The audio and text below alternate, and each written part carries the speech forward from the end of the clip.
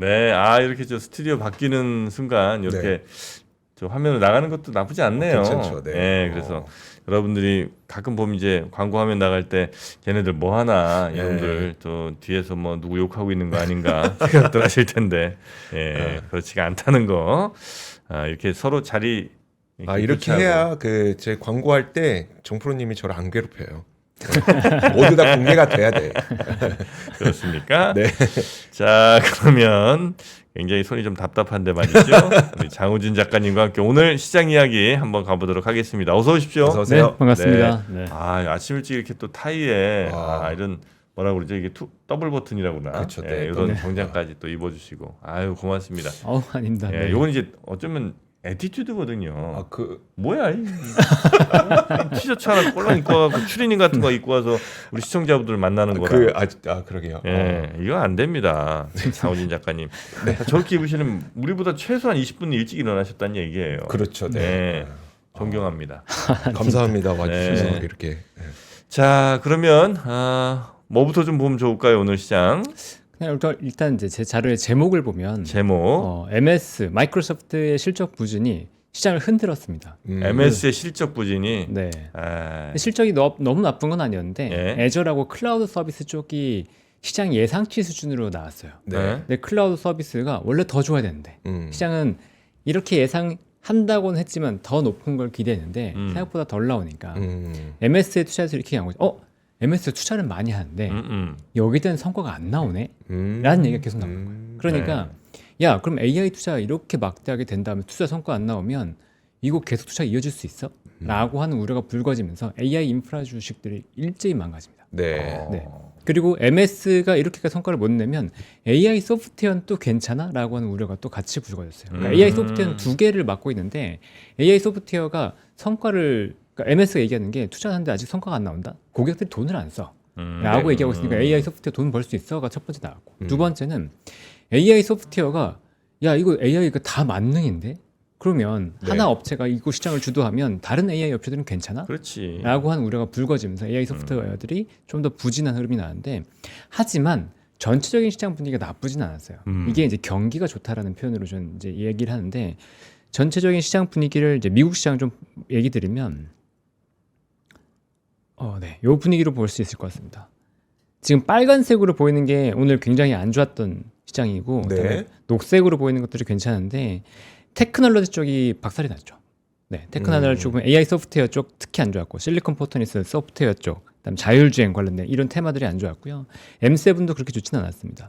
그리고 이쪽이 이제 테마주들이 주로 몰려 있는 쪽인데 이 오른쪽 아래 우주, 양자, 드론, 코인, 히토류, 로봇 관련된 테마주들이 일제히 완전 급락을 했습니다. 뭐야? 왜 그래? AI랑 상관없는 겁니까?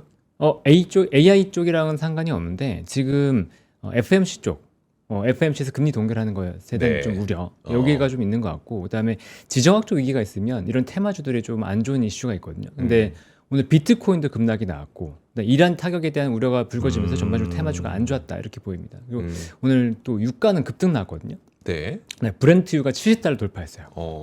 WTI도 $65를 넘어섰고. 유가가 갑자기 급등 나왔어요? 이란 때문에 그래요? 이란 타격에 대한 우려가 있었고, 그다음 이란 타격 플러스 지금 베네수엘라 그러니까 원유 수출을 지금 미국으로 돌리면서 중국으로 들어가는 게 막혔잖아요. 그러니까 중국의 원유 수입을 하기 위해서 중국이 또 유가를 다른 쪽으로 당기다 보니까 유가 상승 이슈가 더 발생하는 것 같습니다. 네.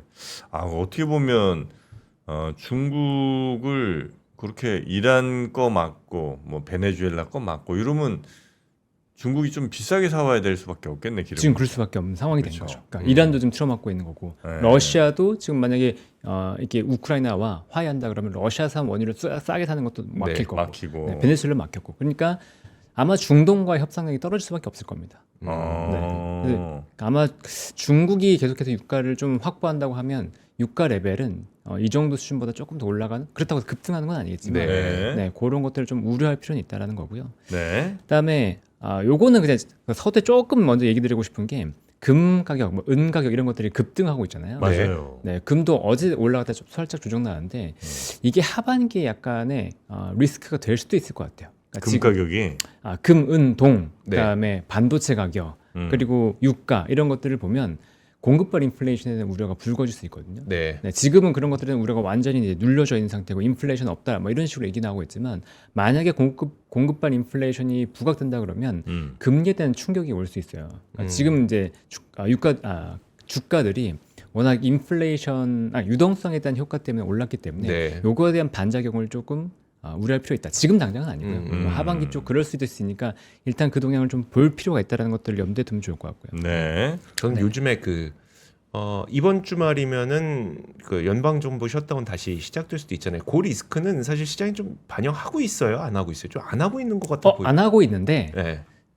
지난번과 좀 다른 것 같아요. 그래요? 그러니까 작년에는 트럼프가 좀 강경하게 나왔거든요. 네. 근데 이번에 트럼프가 어제 얘기한 게 타결될 것 같아. 셧다운 이번에 없을 것 같아라고 얘기를 했거든요. 그러니까 민주당과 뭔가 유화적인 제스처를 취하면서 이미 작년 얻어낼 걸 다 얻어내서 올해는 그렇게까지 강경하게 갈 것 같지는 않다. 네, 그래서 뭔가 타결의 가능성이 오히려 높아 보인다 이렇게 생각이 됩니다. 그래서 셧다운을 지금 크게 우려할 상황은 아닌 것 같아요. 네.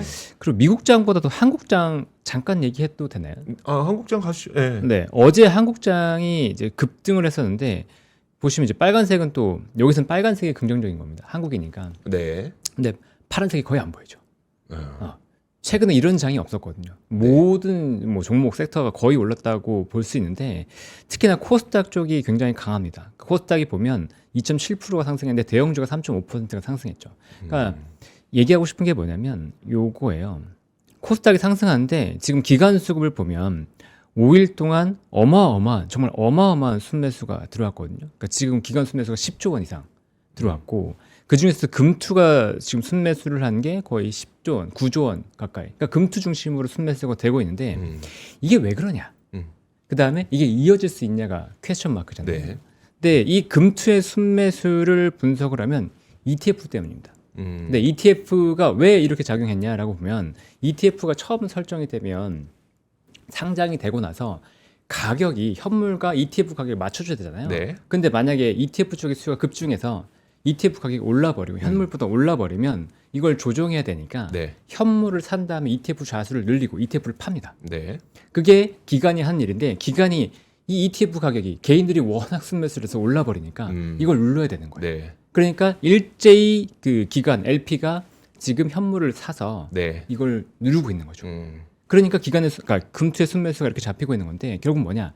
개인이 사는 겁니다. 네, 개인의 순매수가 이렇게까지 작용을 하면서 코스닥을 어마어마하게 끌어올리고 있는 거고 그러면 앞으로도 이런 순매수가 이어질 수 있을 거냐가 퀘스천인 거잖아요. 근데 지금 고객 예탁금이 104조 원 정도 됩니다.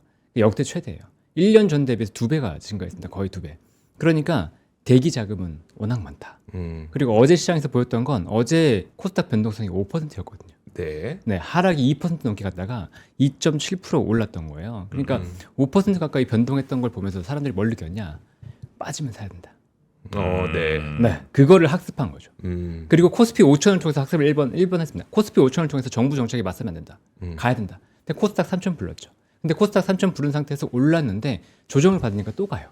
그러니까 개인들은 자신감이 뿜뿜합니다. 이제 조정을 받으면 더 사야 된다. 그러니까 코스닥이 조정이 일시적으로 나올 수도 있어요. 근데 지금 상태에서 보면 일단 현재는 코스닥은 더 간다고 보는 게 맞는 것 같습니다. 코스닥은 그렇죠. 코스피도 물론 오를 수 있겠지만 코스피의 상승 탄력보다 코스닥의 상승 탄력이 당분간 더 좋을 수밖에 없다라고 보입니다. 근데 코스닥은 바이오 2차전지 뭐 로봇 요 정도가 이제 좀 그래도 시총 큰 친구들이잖아요. 그렇죠. 반도체 소부장이 2등이고. 네. 예, 반도체 소부장 네. 그렇죠. 예. 그러면 그 친구들이 가야 지수가 이제 갈 거 아니에요. 그렇죠. 그럼 이제 그 친구들이 갈 가능성이 좀 높다고 그냥 생각해도 돼요. 그렇죠. 그러니까 지금 생각할 게 뭐냐면 밸류에이션을 생각할 필요가 없어요. 밸류 몇 배다 이렇게 생각할 필요 없어요. 왜? 만약에 기관과 외국인이 시장을 주도했다 그러면 그걸 고민해야 되거든요. 그런데 네. 지금 시장을 주도하는 게 개인의 ETF 매수입니다. 코스닥 갈 것 같으니까 ETF를 매수하는 거잖아요. 그렇게 되면 밸류를 보지 않고 ETF에서 기계적으로 사요. 이게 왜 드러나냐면 어제 이제 제가 이게 정말로 ETF 매수일까를 분석해 보려고 네. 코스닥 150이랑 코스닥 150이 아닌 걸 비교해 봤어요. 네. 그랬더니 여기 보시면 25%인데 제가 5%라고 적어놨는데 25%가 코스닥 150 종목들의 평균 수익률입니다. 그리고 5%가 코스닥 1800 종목의 평균 수익률이에요. 네. 그러니까 코스닥 150 종목으로 몰리고 있다는 거고요. 그리고 이 코스닥 150 종목에 대한 ETF, 그러니까 그 금투의 유동 시총 대비해서 순매수 비율을 보면요. 네. 한 3.5% 정도 안팎입니다. 그게 무슨 말이에요? 이게 무슨 말이냐면 ETF에서 지수 배분 비율로 그냥 때린다는 거예요. 그러니까 일정하게 그냥 때린다는 거예요. 아무 생각 없이 지수의 비율대로만 다 때린다는 거예요. 종목 고르는 거 없이. 맞아요. 그냥 큰 애들은 더 많이 사고 중간 애들 중간만큼 사고. 그렇죠. 지수에 딱 편입된 그 숫자만큼 사는데 지금 보니까 5일 동안 들어온 게 그 유동 시가총액의 3.5% 정도 평균으로 네. 들어왔더라. 근데 그 비중이 거의 차이가 없이 들어와요. 그러면 그냥 산다는 거네. 그냥 진짜. 사는 거죠. 네. 그래서 밸류가 필요 지수 없어요. 맞추려고 사는 거네. 맞아요. 묻지도 따지지도 않고. 맞아요. 그러니까 지금 밸류를 우리가 지금 PER 몇 배니까 부담스럽습니다. 뭐 지금 이게 살 수 있어요? 의미가 없어요. 그러니까 지금 계산 없이 들어오잖아요. 그러면 이 상태에서 나중에 어떻게 돼? 숏을 쳤던 기관들은 어떻게 되겠어요? 커버해야죠. 해야죠. 그러니까 에코프리는 강하게 나가는 거예요. 또 사야 되는 거고. 그렇죠. 그런 움직임들이 나오고 있는 어떻게 보면 비이성적이지만 네. 어떻게 보면 코스닥 지수 자체를 사고 있는 그 움직임이 이런 성향을 만들었기 때문에 우리가 밸류를 논의하는 게 지금 의미가 없어요. 지금 주문하시는 거예요? 자, 이 얘기 듣고 바로 주문 들어가시는 거예요. 아니, 얘기 듣다 갑자기 핸드폰을 아니 어떻게 다 미쳐서 사는데 나도 사야지. 네. 이런 일이 있었어요? 없었습니다. 이런 거 처음 봤어요. 진짜로.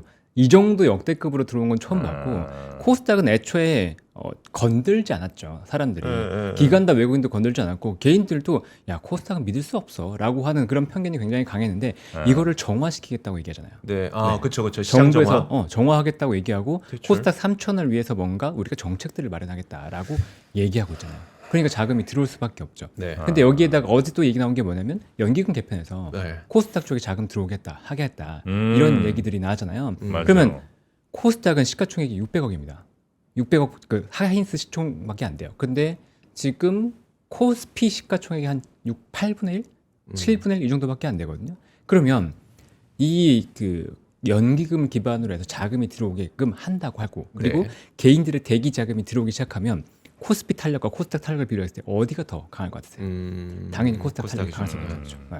그러니까 지금 대기 자금도 많고 누구나 얘기하는 게 그냥 지수 사세요. 종목 모르겠습니다 얘기하고 있잖아요. 맞아요. 그러면 ETF를 더 매수하려는 수요가 더 늘어나. 지금 더 늘어나죠. 네. 더 늘어날 수밖에 ETF 없어요. 그렇게 많이 사면 또 어쩔 수 없이 또 순서대로 또 사야지. 맞아요. 그게 지금 당분간 이어질 것 같은데 얼마까지 갈 거 아니야? 그건 아무도 모르는데 일단 1300 레벨은 맞춰놓고 갈 것 같다라는 생각이 일단 듭니다. 1300? 네, 코스닥. 얼마 안 남았잖아요. 그래도 한 12%, 13%? 그렇게 많이 남았어요? 네, 거의 지금 1100, 1163. 1300. 네. 그 정도까지 어쩔 수 없이 갈 수밖에 없을 것 같다. 그렇죠. 지금 분위기로 보면 네. 모두가 가자를 외치고 있기 때문에 네. 그냥 갈 수밖에 없다. 네. 네. 물론 이게 뭐 바람직한 시장인지 아닌지는 뭐 저희가 뭐 판단하지는 않겠습니다만, 네. 폭풍도 모르겠습니다만. 네. 그렇죠. 일단은 다들 지금 그렇게 사고 있는 행태를 지금 이제 얘기를 해주시는 그렇죠. 거고 분석해 주시는 거고. 자, 그래서 코스닥은 뭐 특별히 누가 더 매출이 좋고 뭐 영업이익 잘 나오고 이거를 지금 따질 때는 아닌 것 같고. 그렇죠. 그걸 따지면 안 되죠. 그냥 누가 그냥 시총 크냐. 네, 맞습니다. 네, 그래서 그러면 어떻게 해야 돼요? 나 갑자기 지수를 사야 돼요? 아니면 근데 상단에- 진짜 네. 가장 편한 건 코스닥 150 지수를 지금이라도 사는 게 맞는 것 같고요. 내가 살려고 그다음에- 걸어놨는데 안 됐다니까. 못 샀어요. 맞아, 그 말씀하셨어요. 네. 근데 지금도 보면 코스닥 그 레버리지 사고 싶어서 교육받는 사이트가 아직도 마비되고 있거든요. 그 얘기, 그렇다고 하더라고요. 네, 반대로 생각해 보세요. 사이트가 마비되고 있어요. 그러니까 금융투자교육원에서 이 레버리지를 할 수 있는 교육을 이수를 하면 이수 번호가 나와요. 그 이수 번호를 넣어야 이제 거래가 가능하거든요. 사실 얼마 전에 저도 들었거든요. 레버리지 상품 살려면 당연히 교육 받아야죠. 근데 옛날에 저는 했었고, 근데 그게 기간이 있어요. 그러니까 무한정 한 번 받는다고 계속 하는 건 아니고, 저 예전에 했다가 이제 그 기간이 끝나갖고 저는 새로 했었고. 하여튼 뭐 그런 시장이 현재는 이루어지고 있다. 네, 그렇습니다. 말씀이고요. 네. 그리고 또 뭘 좀 보면 좋을까요? 그리고 아까 잠깐 이제 경기는 좋다라고 말씀을 드렸는데 지금 그 제가 보고 있는 유니버스입니다. 한 420 종목 정도 되는 것 같은데 네. 그 중에서 상승률 상위를 보면 사우스웨스트 에어라인, 그다음에 로얄 캐리비안 크루즈가 18% 이상 상승했어요. 여행 항공이 왜? 네. 지금 보면 로얄 캐리비안 크루즈 실적 좋았고 가이던스 되게 좋게 나왔습니다. 그리고 사우스웨스트도 마찬가지로 실적은 그냥 시장 비트했는데 가이던스를 굉장히 좋게 냈어요. 그러니까 두 개 다 얘기하는 게 뭐냐면 경기 좋다는 거예요. 지금 항공주인데 우리 좋을 것 같아요. 캐리비안 크루즈인데 우리 좋을 것 같아요. 돈 쓰는 사람들이 많아진다는 거죠. 네. 그러니까 지금 전체적으로 봤을 때 그 트럼프 정책들, 그러니까 유동성을 푸는 것들의 정책들의 영향이 이런 식으로 표현이 되고 있다. 그리고 로열 크루즈와 더불어서 카니발도 올랐죠. 그러니까 이런 것들이 전체적으로 봤을 때 시장에 부담은 없다라는 거고요. 아까 위에서 미국 말고 우리 얘기는 좀 없을까요? 왜냐면 미국 시장 요즘에 한때는 진짜 미국 시장 얘기만 왜냐면 미국에서 다 움직이니까. 네. 근데 이제 요즘 미국 시장에 관심이 좀 많이 떨어졌어. 그렇죠. 네, 국내 시장, 네. 국장 이야기, 국장 이야기. 너무 궁금합니다. 아 근데 그러면 그 샌디스크 실적은 하고 국장 넘어가면 딱 샌디스크? 좋을 것 같아요. 네네. 왜냐면 샌디스크 실적이 되게 좋았었고 아, 결국은 그래요? 낸드에 대한 수요인데 그 낸드에 대한 수요는 우리나라가 훨씬 더 많이 입을 수가 있기 때문에 샌디스크부터 뭐 한번 네. 볼까요? 그러니까 낸드 수에는 우리나라가 더 많이 볼 수도 있는데 낸드 수가 왜냐면 1, 2등이 우리나라니까. 네, 그렇지. 근데 이제 어떻게 보면 낸드가 또 비중이 높지가 않아요. 네, 그렇죠. 샌디스크나 이제 키오시아처럼 낸드에 올인한 기업들이 네. 주가 탄력은 일단 더 좋습니다. 그렇겠네요. 근데 네네. 샌디스크의 실적을 보면 2분기 실적이 발표가 됐죠. 그러니까 회계 연도고. 그래서 매출액이 30억 달러 정도 나와서 예상치 27억 달러를 상회했습니다. 그리고 EPS 같은 경우도 6.2달러가 나왔는데 예상치가 3.49달러. 이거 거의 2배 가까이 올랐고요. 예상치가 3.49지 그 작년에는 400% 오른 거면 1달러 수준이었네요. 그렇죠. 1.5달러 뭐 이렇게 됐겠죠. 뭐 어마어마하게 이제 좋아지고 있고, 그다음에 그로스 마진, 총 마진이죠. 이게 51.1%, 18.6% 포인트 올랐습니다. 그러니까 이게 뭘 의미하냐면 반도체는 진짜 너무 좋구나.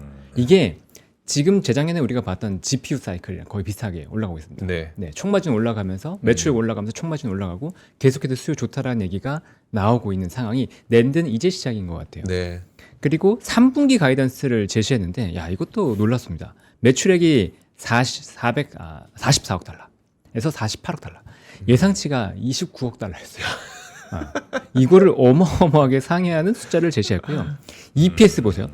매출액보다 EPS 12달러에서 14달러 제시했습니다. 네. 예상치 4달러였어요.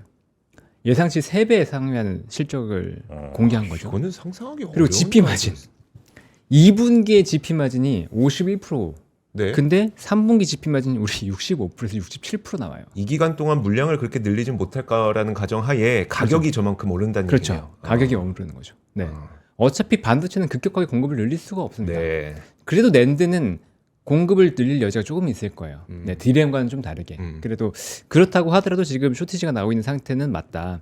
샌디스크가 그래서 시간에 한 13% 정도 올랐다고 지금 알고 있는데 지금 상황을 보면 낸드 쪽은 여전히 놓았다. 그러니까 SK 하이닉스와 삼성전자 같은 경우에도 이 SSD 중심으로 해서 실적이 좋을 수밖에 없다. 그리고 하이닉스 최근에 발표했죠. 그 자기 이제 그 소매 쪽은 안 하겠다고. 네. 누가요? 하이닉스. 네, 마이크론이 먼저 얘기했고 소매 안 하겠다고. 그거 확인됐어요? 그 아마 SK에서요? 단독으로 나왔던 거라. 그런가요? 네, 제가 그거는 좀 더 확인을 해봐야 될 것 같은데. 그건 좀 더 확인해. 네. 확인해서 좀 알려주시고. 네네. 소매는 일단 그 보도에 따르면 소매는 안 한대요. 그렇죠. 네, 기업적으로 좀 더 집중한다. 기업을 그만큼 팔기도 쇼티지니까. 바쁜데 물량이 네. 없는데 네. 어디 이렇게 이제 나왔구나.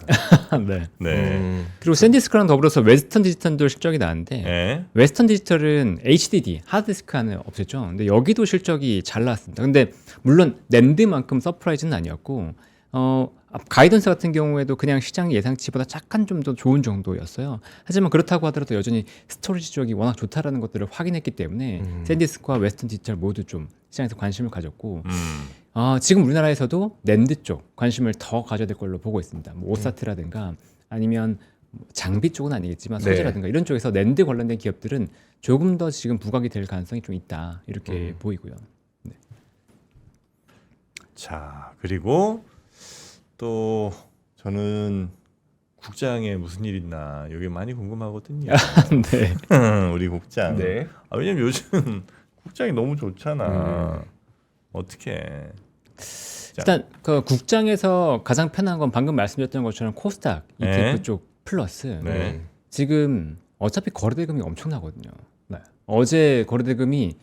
KRX 기준으로 거의 60조 원에 육박했습니다. 음흠. 우리나라 KRX 거래대금이 작년에 양 시장이 10조 원이 안 되면서 20조 원이 안 되는 시장이었었어요. 네, 네. 거래 대금이 하루. 근데 오늘 어제자 거래 대금이 한 57조 원, 58조 원 가까이 됐거든요. 그러니까 거래 대금 폭발했죠. 지금 NXT까지 들어갔잖아요. NXT 거래 대금을 합하면 어제 85조 원 네. 정도가 거래 대금이 나왔다고 합니다. 그러면 누가 좋을까요? 증권사가 좋을 수밖에 없죠. 네, 그래서 증권주들이 난립니다. 그러니까 지금 보면 가장 편한 선택은 모르겠어요라고 한다 그러면 증권주 사거나 아니면 코스닥 ETF 사거나 이런 식이 지금 가장 편할 것 같고 그 이외에 그러면 나는 그래도 초과 수익 한번 누리고 싶어라고 네. 하는 분들이 계실 수 있잖아요. 그런 분들에게 그래도 꽤 괜찮은 전략이 아닐까 싶었던 게 뭐냐면 어제 이제 코스닥 150 종목들을 제가 다 살펴봤어요. 네. 그러면서 가는 게 더 좋을까? 아니면 레거드라고 해서 좀 뒤쳐져 있는 기업들이 좋을까? 네. 뭐 이런 것들을 좀 생각해 봤거든요. 근데 그래도 초과 수익을 내려면 뒤쳐져 있던 기업들이 좋지 않을까? 뭐 수익률이 150 중에서 하위 50개 종목 중에 좀 보면 좋지 않을까라고 봤는데 하위 50개 종목들의 주요 특징이 있었어요. 네. 네. 그 기업들의 면면이 중국과 관련된 기업들이 좀 안 좋았습니다. 음. 그러니까 물론 중국이랑 퉁칠 수는 없지만 화장품, 네. 미용기기, 엔터 이런 기업들이 코스닥 150 중에서도 굉장히 좋지 않았어요. 그러면 이 기업들은 물론 작년에 성과가 좋긴 했지만 이 기업들이 좋을 수 있냐를 이제 문제를 퀘스천을 마크를 해야 되는데 상대적으로 보면 엔터는 기대감이 있던 상태에서 기관들이 더 때렸던 것 같아요. 그러니까 기관 수급이 들어왔던 섹터가 오히려 안 좋았거든요. 근데 화장품과 엔터는 작년에 기관 수급이 들어왔잖아요. 네. 그러니까 마침 이렇게 올라 버리니까 야 밸류 비싸라고 때려버린 거죠. 근데 기관이 관심 없던 기업들은 그냥 오르는 거예요. 때릴 게 없으니까 뭐 공매도 뭐 제한적이고 하니까 오히려 쇼커버까지 나오면서 오르는 상황이 돼버린 거고 아이러니한 거죠. 근데 지금 보면 엔터랑 화장품이 나쁘냐 그러면 나쁘지 않거든요. 그러니까 반대로 생각하면 네. 그쪽으로 오히려 자금이 매도 압력이 줄었다. 네. 기관의 매도가 밸류 부담 때문에 있던 것들이 줄었다. 그런데 코스닥 ETF도 들어온다. 그러면 여기가 오히려 튈 수도 있겠구나. 라는 생각이 드는 거죠. 언제 매도 압력이 끝날지 모르겠지만 네네. 그게 튈 수도 있다라는 생각이 드는 거고요. 그리고 중국과 관련된 얘기들 좀 더 해보면 어제 최근에 재밌는 얘기가 두 가지가 있었어요. 하나는 중국이 춘절에 네. 관광객이 크게 유입된다. 한 25만 명 가까이 유입될 수 있다라는 얘기가 나왔는데 우리나라로. 네. 전년 동기 대비해서 한 50% 증가했어요. 일본 못 가니까 그런 거죠. 그렇죠. 네. 한일 연고가 실제로 나타나고 있다. 네. 항공편 같은 것들 분석했더니 진짜 어마어마하게 들어오더라. 근데 이 사람들이 돈을 얼마만큼 쓸 것 같냐? 한국에서 4,700억 원. 꽤 쓸 것 같다. 돈 많이 쓸 것 같다. 네. 라는 얘기가 하나 나왔고요. 그다음에 두 번째는 포상관광이라고 중국에서 뭐 기업 임직원 대상이라든가 아니면은 뭐 성과 좋은 사람들 대상으로 해서 관광 보내준 게 있거든요. 대표적으로 이제 아메이인데 내년 행사를 한국에 유치했어요. 네. 14,000명이 들어오는 행사입니다.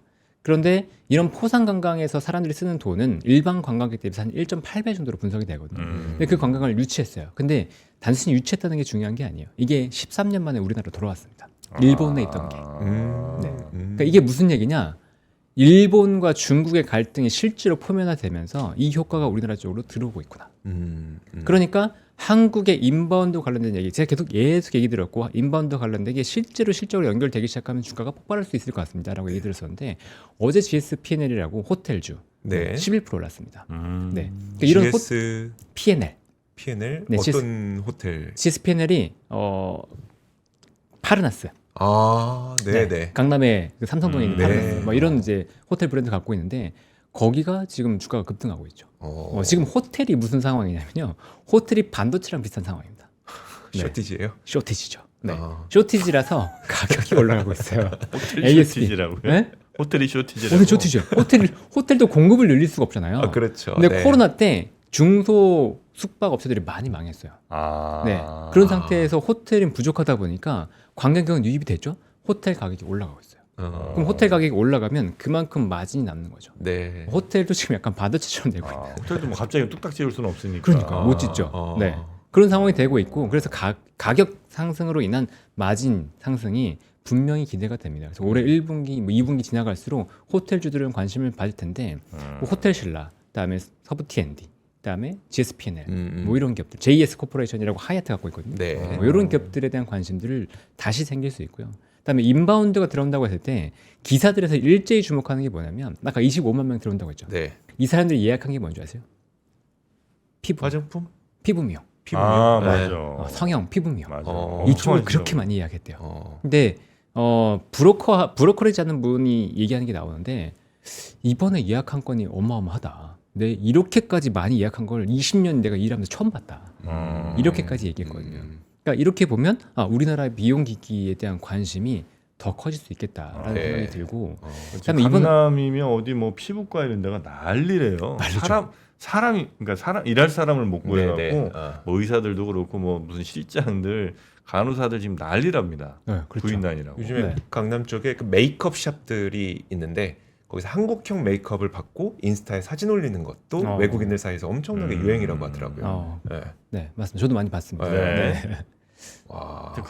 그래서 이제 관련된 피부 미용 무슨 저 기구라든지 아니면 그런 약품 생산하는데 미용 기기. 오히려 그러면 지금까지 우리가 화장품과 미용 의료기기는 당연히 수출을 받지만 수출은 잘 되고 있는데도 불구하고 사실 주가는 이제 눌려 있었던 거잖아요. 있었죠. 네. 그럼 지금 여기에서 그러니까 산업 동향 말고 주가 동향은 오히려 인바운드 쪽이 좀 탄력적일 수 있겠네요. 인바운드도 탄력적인데 지금 작년에 화장품이 막판에 눌렸던 이유가 미국 수출이 생각보다 좀 꺾이는 것 같은데요. 라는 얘기가 있었단 말이에요. 근데 미국 수출도 생각보다 좋다고 얘기 나오면서 APL 올랐죠. 네. 그리고 아까 얘기 드렸던 것처럼 미국 경기 좋잖아요. 미국 소비 경기 좋다 그러면 우리나라 제품들의 경쟁력을 봤을 때 이게 꺾일 것 같지 않다라는 얘기가 나오죠. 그리고 미국 뚫은 상태에서 유럽이 증가한 스탠드가 그렇죠. 보였거든요. 네. 그러면 이게 겹친 상태에서 한국이 또 들어오면 네, 중국 인바운드를 기반으로 또 들어오고 인바운드에서 화장품이나 의료기기를 사용하면 이 효과가 나타나는 게 2015년, 2016년에 우리가 경험했죠. 중국에 가서 또 삽니다. 네네네. 화장품 또 사요. 네, 이런 효과들이 이어질 수 있기 때문에 지금 관심을 두고 봐야 되는데 어제 시장에서 보면 클래시스가 갑자기 11% 올랐어요. 네, 시장에서 소외됐던 기업인데 클래시스가 11% 오르는 모습이 나왔고 그다음에 의료기기 쪽은 클래시스 비롯해서 파마 리서치 어제 괜찮았고요. 화장품도 나쁘지 않았습니다. 근데 아까도 말씀드렸던 것처럼 코스닥 150에 있는 기업들 중에 눌렸던 기업들이 오르 있기 때문에 그게 TO 오를 가능성을 좀 염두에 두고서 보자. 그러니까 기간에 수급이 혀를 막았던 것들 뚫릴 가능성을 좀 보고. 아니면 공매도 좀 높은 회사들 사는 건 어때요? 이런 전략. 그러니까 공매도 높았던 기업들이 이미 많이 올랐죠. 그러니까 에코프로 BM처럼 이렇게 확 올라버렸는데 예를 들면은 공매도 높았던 기업 중에서도 성향이 좀 다른 게 있는 게 뭐냐면 뭐 고영이나 다날처럼 공매도가 높았던 기업임에도 불구하고 못 갔던 기업들도 있거든요. 근데 이런 기업들은 로봇에 대한 이슈로 많이 오르게 됐고 스테이블 코인 관련된 이슈로 많이 오르게 됐으니까 이건 이슈가 확실히 보였잖아요. 그러니까 쇼트 오히려 또 공매도 더 때리고 얘가 눌러버려 이렇게 되는 건데 에코프로 BM은 수급으로 올라버리니까 답이 없는 거예요. 그렇죠. 네. 그러니까 이런 것들은 치고 올라가는데 이게 에코프로 BM이 5일 동안 40%인가? 네. 에코프로 뭐 이렇게 올랐어요. 40%만 되게 많이 올랐어요. 네. 근데 여기 대해서 물론 이제 코스닥 레버리지 같이 산다 그러면 또 올라가겠지만 이거를 특별히 더 봐야 되냐? 이거는 모르는 거죠. 아니면 혹시 이런 건 어떻습니까? 전략. 그 ETF에 그러니까 중복해서 많이 겹치는 기업들이 있을 거 아니에요. 네. 무슨 뭐 바이오 ETF, AI 뭐 약품 ETF 뭐 이런 이제 여러 ETF들마다 낀 애들이 또 있을 거 아닙니까? 그렇죠. 코스닥 150에 당연히 껴있지만 네. 그렇게 이제 ETF 여러 개 겹친 애들 왜냐하면 이제 요즘 ETF를 사는 분들이 많으니까 네네. 그렇게 ETF 많이 겹친 순으로 사는 거 어때요? 의미 없습니다. 의미 없습니다. 왜냐면 죄송합니다. 너무 단정지어서 말했는데 왜 의미 없다고 말씀을 드리냐면 지금 개인들이 사는 ETF는 그냥 ETF가 아니라 코스닥 150 ETF를 사기 때문이에요.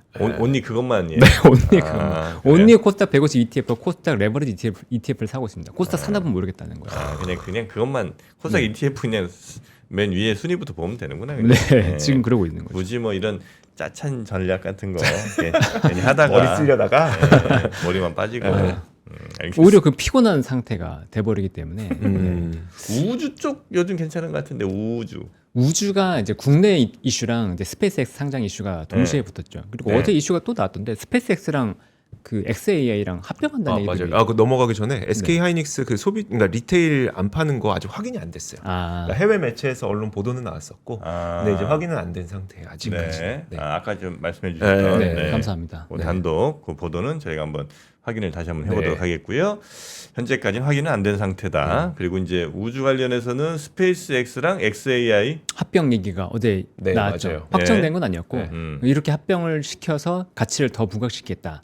뭐 이런 전략이 좀 있었던 것 같고요. 그다음에 스페이스X 자체가 상장한다면 가치가 어마어마할 거니까 네. 이거에 대한 기대감으로 우주 관련된 테마주들이 일제히 또 강세를 보이기도 했거든요. 그리고 네. 우리나라에서도 지금 저궤도 위성을 띄우겠다 이런 발표를 했어요. 근데 저궤도 위성을 보면 정지궤도 위성이라고 해서 이제 그 지구가 이렇게 있으면 자전을 하잖아요. 네. 자전 속도랑 똑같이 도는 게 이제 저궤도 위성이거든요. 네. 그러면 요거는 통신을 위해서 많이 뛰어나야지 정지궤도니까 많이 뛰어나야지 여기저기 계속 이제 통신을 왔다 갔다 할 수 있을 거잖아요. 이해되시죠? 한쪽에만 있으니까 네. 한쪽에만 있으면 만약에 몇 개 안 뛰어나면 반대쪽은 통신이 잘 안 될 거잖아요. 그러니까 그렇죠. 많이 뛰어나서 지구를 다 커버하고 있어야 되는 거라서 지금 그 스페이스X가 뛰어노는 위성이 9,000개입니다. 저궤도 위성. 그리고 6,000개를 더 띄우겠다고 얘기하고 있고 중국이 몇 개 띄우겠다고 지금 신청했는지 아세요?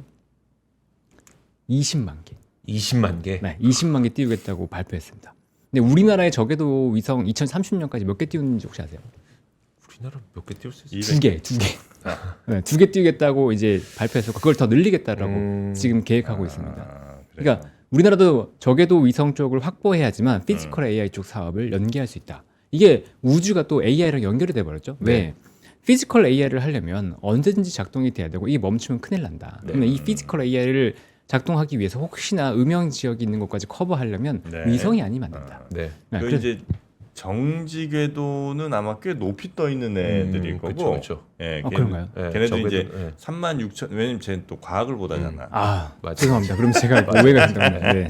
그래서 이제 36,000km 아마 그 정도가 아마 맞아요. 정지 궤도 위성이 있을 거고. 그래서 이제 말씀하신 것처럼 자전 방향과 같이 그래서 늘 고정돼 있는 애고 아마 저궤도 위성들은 굉장히 빨리 돌 거예요. 왜냐면 그렇게 빨리 돌지 않으면 애들이 떨어져. 예, 그래서 굉장히 빨리 지구 주변을 막 돌고 있는. 총알 속도로 도는 게. 네. 그게 아마 근데 그건 맞아요. 어쨌든 그 저기서 하나 그러니까 여러 개가 있어야 전 세계를 그건 맞죠. 커버할 수 있는 예. 거니까. 그래서 이제 야, 중국인도 20만 개를 띄운대요. 맞아요. 네.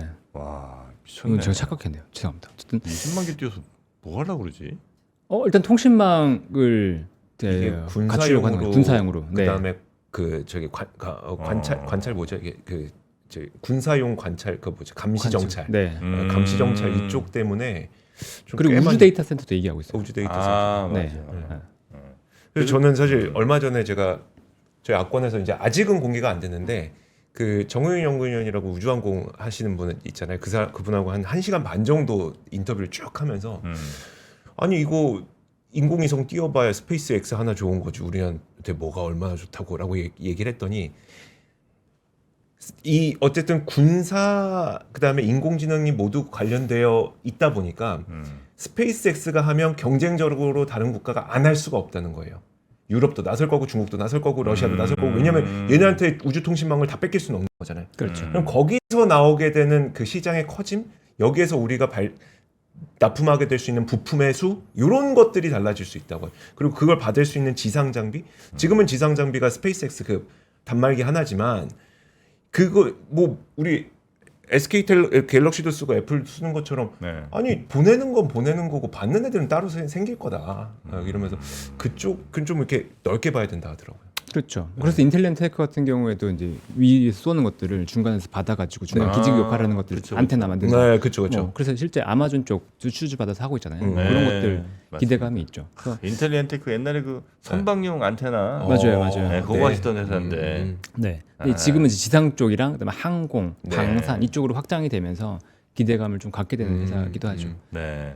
근데 이제 뭐 찬물 끼얹고 싶진 않지만 이제 이렇게 가다가 한 번은 조정을 받긴 받겠죠, 나중에. 당연히 그렇죠. 이거는 아직 숫자가 안 나오기 때문에 네. 양자도 그렇지만 정해진 미래라고 해서 무조건 가는 게 아닙니다. 맞아요. 정해진 미래지만 항상 보면은 이제 그 같은 내 곡선이라고 해서 이렇게 올라갔다가 네. 기대감이 이렇게 올라갔다가 다시 내려갔다가 이제 상승하는 그런 모습들이 나오기 때문에 우주가 지금은 일단 테마주가 됐고 네. 주도를 하고 있기 때문에 지금 이걸 안 볼 이유는 없어요. 우주랑 로봇에 대해서 안 볼 이유는 없지만 언제든지 하락할 수 있다라는 것들을 염두에 둔 상태에서 대응하는 것과 네. 무조건 갈 거야라고 대응하는 건 다르기 때문에 조정이 나올 수 있다는 것들을 좀 생각을 하고 그럼 언제쯤 조정을 받을 거냐? IPO가 좀 구체화되시면 네. IPO가 구체화되거나 아니면 옵티머스의 생산이 좀 구체화되면 그럴 때가 오히려 좀 엑시 타임이 될 거라고. 오히려 그게 이제 가시화되는 그 시점이. 네. 보통 그럴 때가 사람들이 빠져나와요. 맞아. 제가 옛날에 그 바이오 3차 발표 나기 전에. 네. 혹시 HLB 여기까지 하겠습니다. 왜 또 그 얘기를 해서 나 얘기 못하게 만들어. 네. 그 전에 팔았어야 되는데. 네. 그런 게 많죠. 될 것 같아갖고 그냥 네. 고민하다가 냅뒀다가 완전 개박살 났잖아. 근데 그런 것들은 되고 나서 좀 사도, 그러니까 된 거에 기대감 먹고 그 다음에 조금 나는 덜 먹더라도 확실히 되는 거 보고 살래라고 하는 게 결국 이제 워렌 버핏이 얘기하는 일치하는 투자로 갈 수 있기 때문에 그런 식의 대응을 하시는 것도 좋을 것 같습니다. 참, 옛날 얘기입니다. 요즘은 전 그런 게 안 하고 옛날에 초반에 그때 진짜 힘들었어요. 막 밤에 다음날 어떻게 잠이 안 오잖아요. 그렇죠. 그래서 진짜 막 또 다음날 또 이게 팔고 싶어서 이제 하한가로 내놔 안 팔려. 하한가에도 안 팔려. 그래요? 맞아요. 며칠 계속 안 팔려. 사는 사람이 없으니까. 그때 나를 지켜줬던 건 바로 이 하루 엔진 이뮨 부스터 샷이었던 것 같습니다. 얘 없었으면 난 진짜 어떻게 됐을지 몰라요. 하루 엔진 이뮨 부스터 샷. 요거는 이제 드셔보시면 딱꿍에 이 뚜껑에 알약이 우리 장호진 작가님 앞에도 있으니까요. 있나요? 한번 드셔보세요. 맛있습니다. 여기 딱 알약 같은 게 비타민 딱 들어 있고요. 그 다음에 요 액상. 요게 이제 아주 그 새콤합니다. 그렇죠. 요거 이제 비슷한 그 독일 제품 그거 있잖아요. 네네. 그거는 못 먹어. 그 먹으면 속 쓸어서 살 수가 없어요, 사람이. 요 정도가 딱 좋습니다.